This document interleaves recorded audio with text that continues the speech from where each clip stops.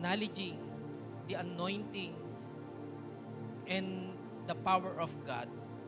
Through this, si Ate Hope bilang kinikilala po natin, no, na Esther. Si Ate Lucy, kinikilala nating Esther, no? Ipapag-pray po sila, i-anoint si Agail for this new season. And as a family, we will anoint them bilang isang pamilya para lakaran kung ano man ang pinapalakaran ng Panginoon. Sino pong mag-pray? Panginoon naming Diyos, kami ay lumalapit sa inyo and we praise you, Lord God, for giving us an affirmation, an assurance, and a word today that this is a new season, not only for Henry, Abigail, and Isabel, but for the whole church, O God. And right now, O God, we would like to anoint Abigail, Henry, and Isabel as a family, that they would walk right now in a new season na ipalalakaran mo sa kanila, Panginoon. Na taglay-taglay nila, Panginoon, ang favor na nagmumula sa iyo, Panginoon. At ipapaunawa mo, Panginoon, sa kanila, Panginoon, na sa bawat hakbangin nila, Panginoon, there will be struggles, there will be challenges, there will be disagreements at times, but when you come together as a family and you remember this day, lagi kayong mananalangin that His kingdom come, His will be done sa inyong buhay, na hindi ang kalooban ninyo, kundi siya, at magkakasundo kayo. And Lord God, I anoint this family, and I, Lord, declare your protection over them, that no intention or plan of the enemy, Panginoon, ang magtatagumpay sa pamilyang ito dahil selyado sila, Panginoon, sa iyo. At sila, Panginoon, ay gagamitin mo in their own giftings, Panginoon. Minsan magkasama, buong pamilya, minsan magkakahiwalay. But nonetheless, Panginoon, they will be walking according to your will and they will be helping each other, Panginoon. So Lord, I declare your protection over them. I declare your anointing over them, O Panginoon, na Panginoon, as they walk in your journey, Panginoon, they will leave the slave mindset behind and they will always walk in freedom because your freedom has set them free. Your blood, your resurrection power has set them free and they will walk freedom in service, in commitment unto you, O God. So mas palawakin mo ang kanilang pangunawa, ang kanilang mga spirito to see and to understand the mysteries of your kingdom, O God, at they will articulate them, Panginoon, not only to our generation, but to their generation and to Isabel's generation, O God. Gamitin mo sila mightily. The fire of the Spirit is upon you, and you will walk according to this fire in Jesus' name. In Jesus' name.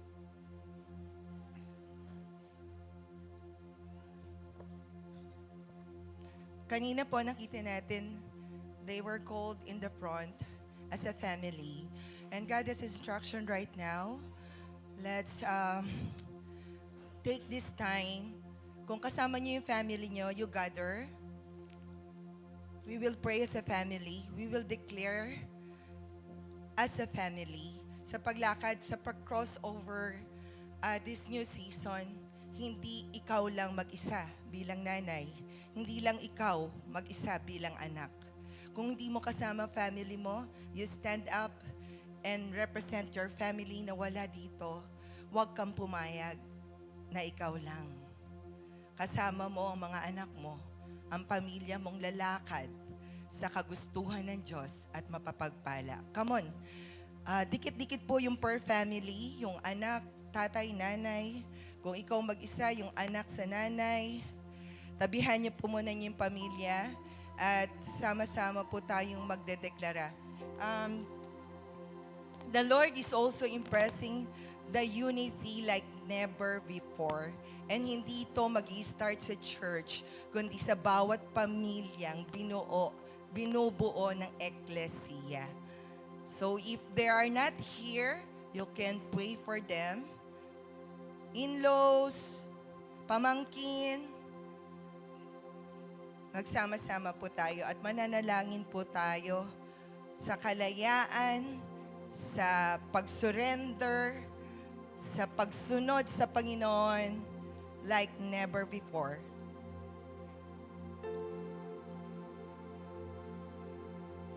Lord, salamat po, Panginoon, for being our God as a family right now, Lord. Panginoon, ang divisions, ang anumang distance, walls between us as a family, Lord, break it in the name of Jesus. Let there be freedom. Anumang distansya, there will be closing the gap, Lord. Yung mga gaps na meron kami, sa pangalan ni Jesus, sinatanggal namin ang mga gaps na ito sa communication, sa relationship, Panginoon, sa treatment, sa love, honor, and everything, Lord. Lord, kaming mga anak mo ngayon ay hilumin mo, palayain mo bilang pamilya, Panginoon, na nagkakaisa, nagmamahalan, nagsusuportahan, Panginoon, nagkakaunawaan. Lord, inaamin namin na kami ay nagkulang, nagkamali. But right now, Lord God, as we receive your word that we are free and this freedom that you have given us will continually be effective, powerful, ongoing, Panginoon, from many generations. Kaya, Panginoon, we speak the name of Jesus right now in our family, in our relationships, Lord, in our understanding, Lord, in our communications, Panginoon, in our affection, Panginoon, in our expressions, Panginoon, right now, in the name of Jesus. There will be no, Panginoon, wala na pong magiging dull moment sa aming family, Panginoon. We will live happy, Panginoon. We will live stronger, Panginoon, with much love and affection to each other, Panginoon. And Lord, most especially, Panginoon, yung paglilingkod sa iyo bilang pamilya, Panginoon. We thank you so much, Panginoon. Right now, mga kapatid, as I speak kanina, yung gesture po na gagawin natin ngayon, we will honor the women of God as new Esthers ngayon. Kung kayo po ay tinatawag ng Panginoon na maging Esther sa panahon na ito, the Lord is waiting for your response to receive the anointing and calling of God right now. Kayo po ay tinatawag ng Panginoon for His special purpose, for specific works to be done, assignment sa panahon na ito. If you know that the Lord is calling you, ngayon po yung tamang oras na kayo ay tumugon sa Panginoon. Ililid po tayo ni Ate Lucy sa panalangin. Mga kalalakihan, tayo po ngayon ay witness. Amen? Marinig ko po ba ang mga boses ng mga lalaki? Amen. What we will do ay i-acknowledge natin ang pagkatawag ng Panginoon sa ating mga asawa, sa ating mga kapatid, sa ating mga anak. I-acknowledge natin na ang Diyos ngayon ay tumatawag na sila ay gagamitin ng Panginoon in whatever way. Amen pa, mga kalalakihan? We will not suppress them. We will not stop them, but we will support them. Amen? Amen. Ngayon po, I would like us to raise our hands. Kung meron kayong oil, kung meron kayo dyan, I would like us to raise our hands sa mga spouse natin, sa mga kapatid natin ng mga babae, and anoint them. Ate Lucy, pwede po kayo mag-lead.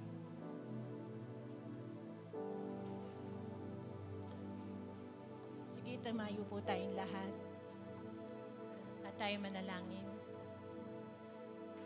Panginoon, maraming salamat sa araw na ito. Sa ginagawa niyo, Panginoon, sa buhay ng bawat isa sa amin, Panginoon. Salamat sa ibinigay mong kalendaryo, Panginoon, sa bansang Israel upang malakaran namin ito, Panginoon. At nagpapasalamat kami, Panginoon, sa ginawa mong pagbubukas ng pintuan na ito, Panginoon, upang itayo, Panginoon,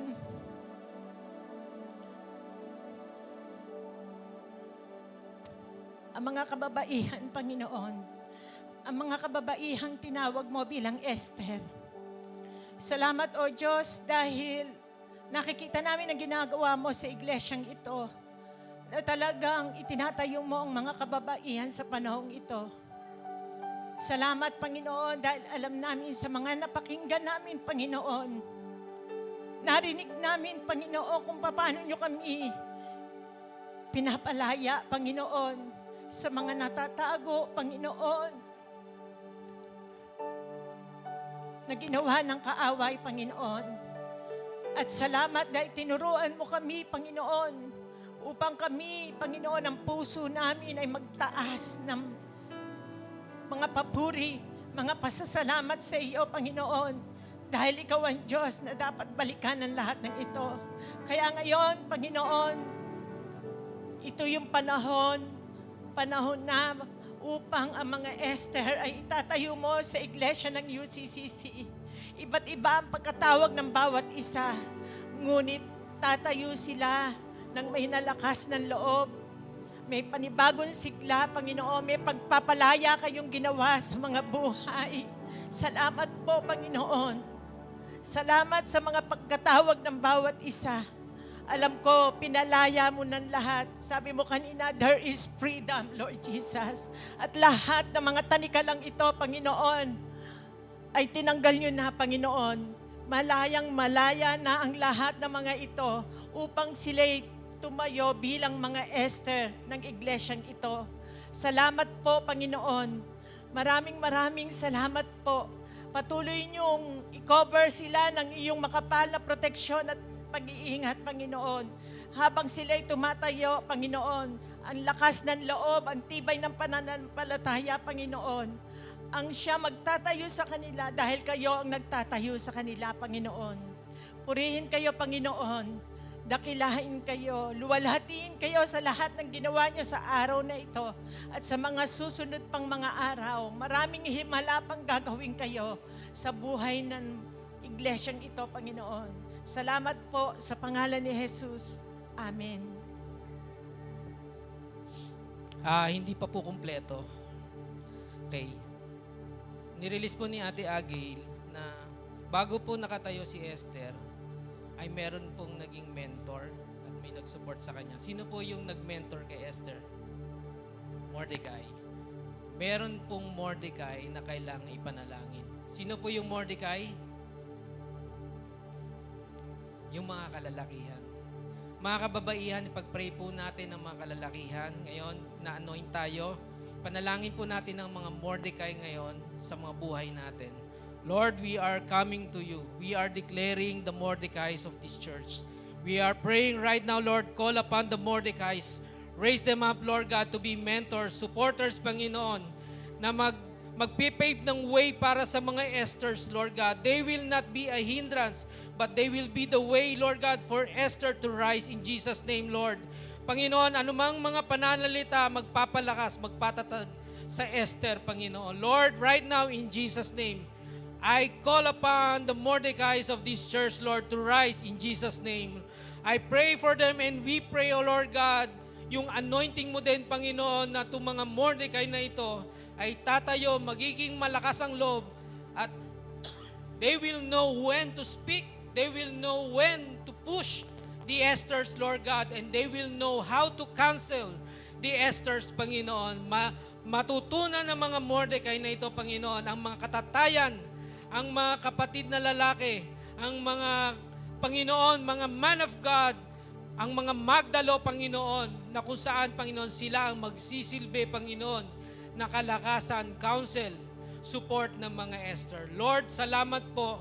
We are asking for your anointing. Right now, we declare, Panginoon, ang bagong kasuotan ay suot na namin mula sa inyo, Panginoon. Marami pong salamat sa oras na ito.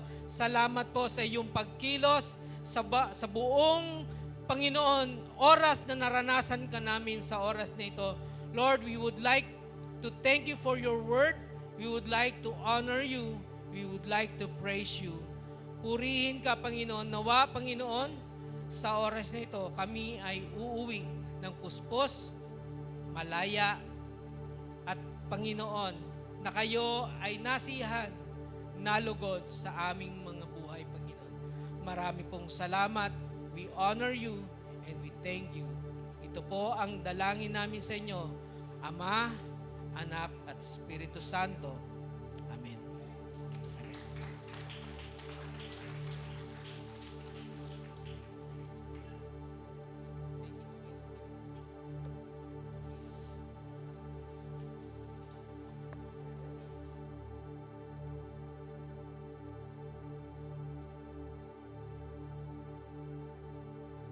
God bless everyone po.